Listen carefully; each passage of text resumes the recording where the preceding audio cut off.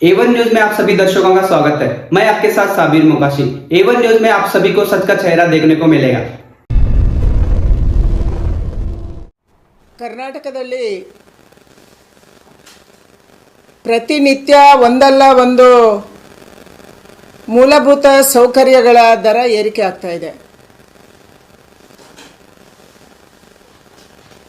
ಕರ್ನಾಟಕ ರಾಜ್ಯ ಸರ್ಕಾರ ಬಂದಿರುವುದೇ ಗ್ಯಾರಂಟಿಯ ಕಾರಣಕ್ಕಾಗಿ. ಗ್ಯಾರಂಟಿಗಳನ್ನು ಘೋಷಣೆ ಮಾಡಿದ್ರು, ಜನ ಅದರ ಹಿಂದೆ ಬಿದ್ದರು. 135 ಸೀಟ್ಗಳನ್ನು ಕಾಂಗ್ರೆಸ್ಸಿಗೆ ರಾಜ್ಯದ ಜನ ಕೊಟ್ಟರು. ಇವತ್ತು ವಾಪಸ್ ಒಂದ್ಸಾರಿ ಕಾಂಗ್ರೆಸ್ ತಿರುಗಿ ನೋಡಬೇಕು. ಈ ಯಾವುದೇ ಗ್ಯಾರಂಟಿಗಳು ರಾಜ್ಯದ ಜನರನ್ನು ತಲುಪ್ತಾ ಇಲ್ಲ. ಗೃಹಲಕ್ಷ್ಮಿ ಮನೆಯ ಹೆಣ್ಮಗಳಿಗೆ 2,000 ಎಲ್ರಿಗೂ ಕೊಡ್ತೀವಿ ಅಂದರು, ಕೊನೆಗೆ ಯಜಮಾನಿಗೆ ಕೊಟ್ಟರು.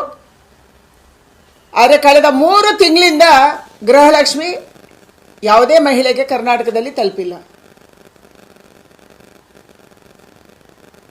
ಸಿದ್ದರಾಮಯ್ಯನವರು ಭಾಷಣ ಮಾಡ್ತಾ ಹೇಳಿದರು, ಮಹಾದೇವಪ್ಪ ನಿಂಗೂ ಫ್ರೀ, ಕಾಕಾ ಪಾಟೀಲ್ ನಿಂಗೂ ಫ್ರೀ, ಎಲ್ಲರಿಗೂ ವಿದ್ಯುತ್ ಫ್ರೀ ಅಂತ ಅಂದರು. ಶೋಭಾ ಕರಂದ್ಲಾಜೆ ಅವ್ರಿಗೆ ಕೇಳಿ ಮೇಡಮ್ ಅವ್ರಿಗೆ, ನಮ್ಮ ಗ್ಯಾರಂಟಿಗಳನ್ನ ನರೇಂದ್ರ ಮೋದಿ ಯಾಕೆ ಕಾಪಿ ಮಾಡಕತ್ತಿದ್ದಾರೆ? ಮಹಾರಾಷ್ಟ್ರದಲ್ಲಿ ಲಾಡ್ಕಿ ಬೆಹನಾ ಸ್ಕೀಮ್ ಕೊಟ್ರಿ, ನಮ್ಮ ನೋಡಿ ಏನ್ರಿ. ದಿಲ್ಲಿಯಲ್ಲಿ ನೀವು ಎಲ್ಲ ಇದು ಮಾಡಿದ್ರಿ. ಎಲ್ಲ ರಾಜ್ಯಗಳಲ್ಲಿ ಕರ್ನಾಟಕ ನಾವು ಗ್ಯಾರಂಟಿ ಕೊಟ್ಟರೆ ಗ್ಯಾರಂಟಿ ಕೊಟ್ಟದ್ದು ತಪ್ಪು ಅಂತೀರಾ. ನೀವು ಗ್ಯಾರಂಟಿಗಳು ಕೊಟ್ಟರೆ ಅಂದ್ರೆ ಮೋದಿ ಗ್ಯಾರಂಟಿ ನಡೀತದೆ, ಬಿಜೆಪಿ ಗ್ಯಾರಂಟಿ ನಡೀತದೆ, ಕಾಂಗ್ರೆಸ್ ಗ್ಯಾರಂಟಿ ನಡೆಯಂಗಿಲ್ಲ. ನಮ್ದು ಕಾಪಿ ಮಾಡ್ತಾ ಇದ್ದೀರಲ್ಲ ನೀವು. ನಿಮ್ಗೆ ಗೊತ್ತಿದೆ ಇಲ್ಲೋ ನಾನು ಕೊಡಲ್ಲ ಇಷ್ಟು ಎಲ್ಲ ಯಾವ ರಾಜ್ಯನಾಗ ಯಾವ ಗ್ಯಾರಂಟಿ ಕೊಟ್ಟಿದ್ದಾರೆ ಅಂತೇಳಿ ನೀವೇ ತೆಗೆದು ನೋಡ್ಬಿಡಿ. ಯಾವ ರಾಜ್ಯದಲ್ಲಿ ಚುನಾವಣೆ ಮುಂಚೆ ಅವ್ರ ಪ್ರಣಾಳಿಕೆಯಲ್ಲಿ ಏನೇನು ಗ್ಯಾರಂಟಿ ಕೊಟ್ಟಿದ್ದಾರೆ ಅದಕ್ಕೆ ಶೋಭಾ ಕರಂದ್ಲಾಜೆ ಉತ್ತರ ಕೊಡಲಿ. ಏನು ಕಾಪಿ ಮಾಡ್ತಾ ಇದ್ರಲ್ಲ ನಮ್ಮ ಗ್ಯಾರಂಟಿಗಳನ್ನ.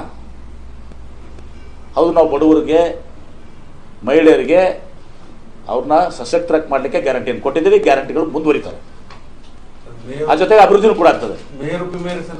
ಅದು ಕೋರ್ಟ್ನಲ್ಲಿದೆ. It is subsidies.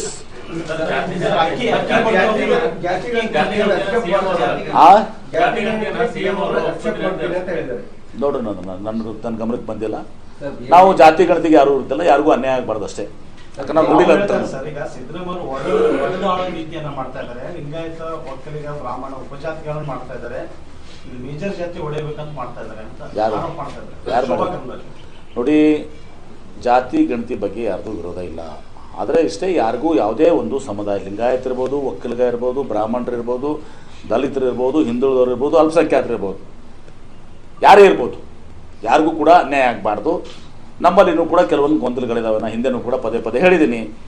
ನಮ್ಮ ಉಪಪಂಗಡಗಳು 2A ಮೀಸಲಾತಿ ಸಲುವಾಗಿ ಹಿಂದೂ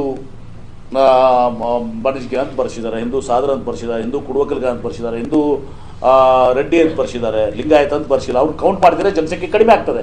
ಅವ್ರನ್ನ ಒಂದೇ ಹೆಡ್ನಲ್ಲಿ ತೊಗೊಂಡು ಲಿಂಗಾಯತ, ಇವೆಲ್ಲ ಲಿಂಗಾಯತ ಉಪಪಂಗಡಗಳು ಕಾಣೀಗ, ಇವೆಲ್ಲ ಲಿಂಗಾಯತ ಉಪಪಂಗಡ ಗೊತ್ತಿದೆ. ಎಲ್ಲ ಲಿಂಗಾಯತ ಉಪಪಂಗಡ ಒಂದು ಕಡೆ ತಗೊಳ್ಳಿ. ಒಕ್ಕಲಿಗರಲ್ಲಿ ಭಾಳಷ್ಟು ಉಪಪಂಗಡಗಳು ಎಲ್ಲ ಒಕ್ಕಲಿಗರ ಅಡಿಯಲ್ಲೇ ಎಲ್ಲ ಕಳಿಸ್ರಿ, ಅವ್ರು ಏನೇ ಬರ್ಸಿರ್ಲಿ ಅದನ್ನು ತಗೊಳ್ಬೇಕು ಅಂತೇಳಿ ನಾವು ರಿಪೋರ್ಟ್ ನೋಡಿಲ್ಲ. ರಿಪೋರ್ಟ್ ನೋಡಲಾರ್ದೆ ಹೇಳುವಂಥದ್ದು ಆಗಬಾರ್ದು. ರಿಪೋರ್ಟ್ ಬಂದಮೇಲೆ ಅದಾಗ ಏನಾರು ಕಳಿಸಿದ್ರೆ ಮುಖ್ಯಮಂತ್ರಿಗಳಿಗೆ ಹೇಳ್ತೀವಿ, ನೋಡಿದ್ರಲ್ಲ ಈ ರೀತಿ ಮಾಡಿ ಅಂತ ನಾವು ವಿನಂತಿನೂ ಮಾಡ್ಕೊಂಡಿದ್ದೀವಿ. ಆ ರಿಪೋರ್ಟ್ನಲ್ಲಿ ಆ ಥರ ಏನೋ ಆಗಿದ್ರೆ ಅದೆಲ್ಲವನ್ನ ಒಂದೇ ಕಡೆ ಕೌಂಟ್ ಮಾಡಿ ಅದು ಮಾಡಬೇಕು ಅಂತೇಳಿ ನಾವು ಒತ್ತಾಯ ಮಾಡ್ತೀವಿ.